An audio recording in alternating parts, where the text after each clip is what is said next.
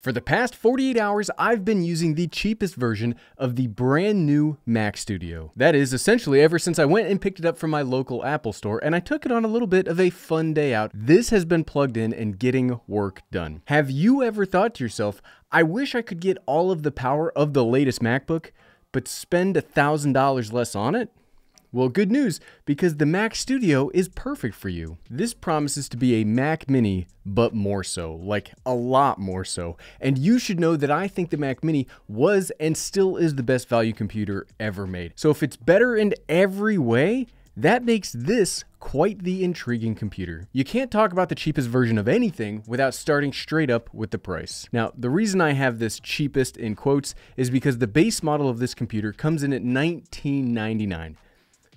That's not cheap in any way, shape, or form, but YouTube's got a YouTube, right? At that base model $1999 price, you get the 10-core M1 Max processor, 24-core GPU, 32 gigabytes of unified memory, and a 512 gigabyte solid-state drive. Personally, pulling part of my recommendation at the end to the front of the video, I think this is the single best spec of this computer. If I were to have you do any sort of upgrades, I would tell you to get 1 terabyte of storage for $200.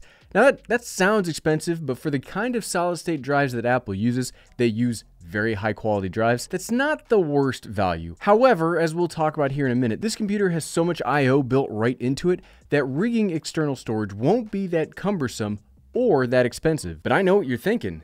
Gary, if that's the cheapest version of the computer, what's the most expensive? And whew, we are quite daring today, aren't we, team? What I want you to do right now, sit down, because the next model is not for the faint of heart. You can take this demure model that we discussed and take it all the way up to a 20-core M1 Ultra processor with a 64-core GPU, 128 gigabytes of unified memory, and an 8 terabyte solid-state drive. Okay, this is the scary part. Hold my hand here. We'll get through this together. The price for that monster is $7,999. Ooh. Even though that's the second time I've said that for a video, I'm not ready for it anytime. It's an expensive computer, and it's hard to mentally prepare yourself for that for a computer that costs the same as a car. But again, listening to your thoughts through my camera, well, Gary, if the cheapest version is so good, what makes it that way? Well, okay, let's back up a little bit, team, and let's start off with the things that I've disliked about the computer first. Now, when it comes to things that I dislike, it depends on which computer hat I'm wearing at any given time. If I'm wearing my I just wanted more power than my Mac Mini hat,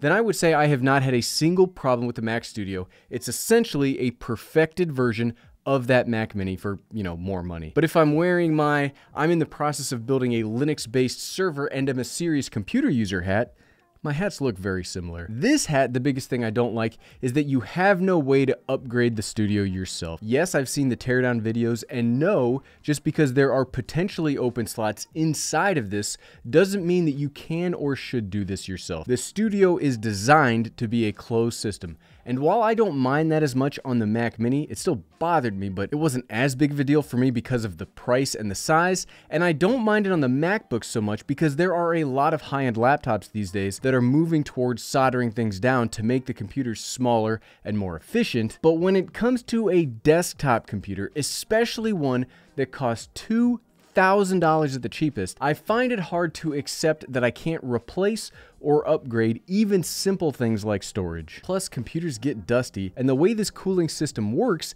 is it pulls a ton of air from the bottom of the computer, which then pushes out the back, which again is unique, and it seems like this has a very good cooling system in it. Obviously, I've only had this 2 days, and not much dust has had a chance to collect in here, but you could potentially be owning this computer for a very long time, and that's a lot of stuff to get stuck in there. Secondly, I don't like the base model storage on the Studio. 512 gigabytes is the 64 gigabyte equivalent from the iPad Air. For a computer, it's a pretty strikingly low amount of storage, especially again at $1999. Yes, it's the same amount as on the base model MacBook Pro 14, which also costs $1999, but I don't like it there either. For $2,000 and on a high-end desktop computer, the bare minimum, especially since you can't internally upgrade this yourself, should be 1 terabyte. And bringing up the PC hat again, I could easily manage and upgrade the storage on my PC in just a couple of minutes. But besides those complaints, there's not really anything else that I dislike about this computer. I would go so far as to say that I was taken aback by how much I've enjoyed using this. I never really thought that I was going to hate it, but I did think that I was going to find it boring.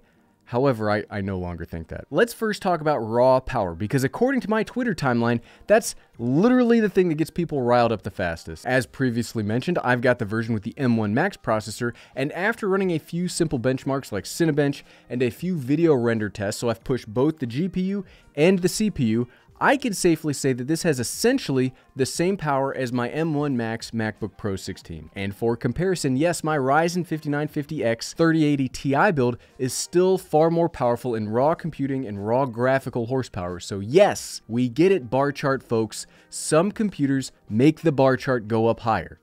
Nobody's arguing that. However, I think raw power is a pretty useless conversation to have because power is about context. Your personal needs will dictate what is actually more powerful than something else. So in this video, you will have to see this through my context. Sorry, if you don't like that, go make your own context video. My context is I'm a daytime office worker and nighttime superhero YouTuber.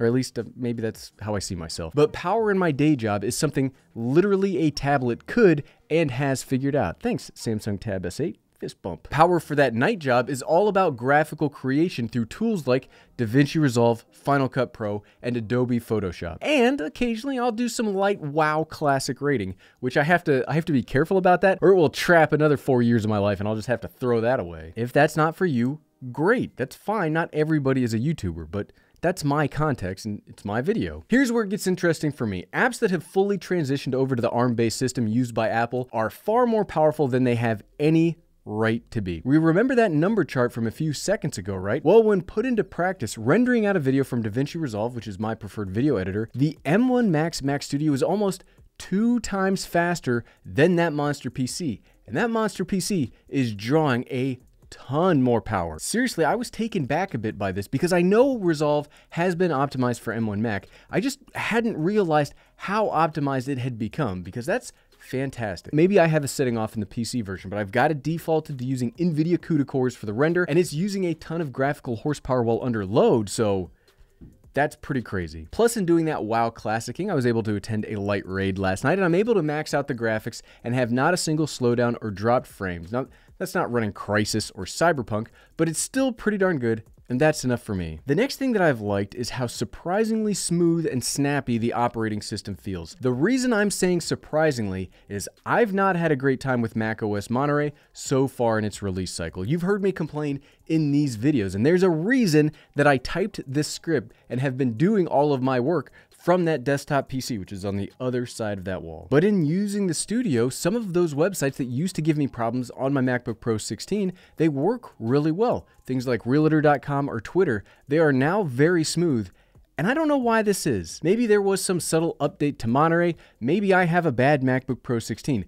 But this is working far better more often, and I'm impressed. I don't know if I'm impressed enough to trust this to be my primary computer yet. We'll probably have to make that decision in the 1 month later follow-up video. The next thing I've liked is they also seem to have cleared up some Bluetooth connection problems compared to the Mac Mini. And I know a lot of folks, including myself from time to time, have had issues with Bluetooth mice and keyboards on those Mac Minis. Apparently, it's something to do with the shell of the device and has been a problem since the days of the Intel version of that computer. It's not just an M1 issue. I've spent my entire time with the studio so far using a little Microsoft Reclaim Ocean plastic Bluetooth mouse that you might have recognized from a previous video. I haven't had a single connection issue playing games or doing my work, so I'm very optimistic that this is gonna hold up. Talking about accessories and I/O support, the next thing I absolutely love about the studio is the upgraded I/O compared to the Mac Mini. Holy crap, talk about the perfect amount of connections. I got the M1 Max variant, so it will be slightly different in that the front-facing I/O will get a little different connections. But I love that there's front-facing I/O, so you don't have to plug stuff into the back and then pull it around, breaking the nice blocky aesthetic. And there is an SD card reader on the front, which practically pays for itself because I'm a YouTuber and I am contractually obligated by Google to only use SD cards in everything, and I have to call it the most important feature of any device ever.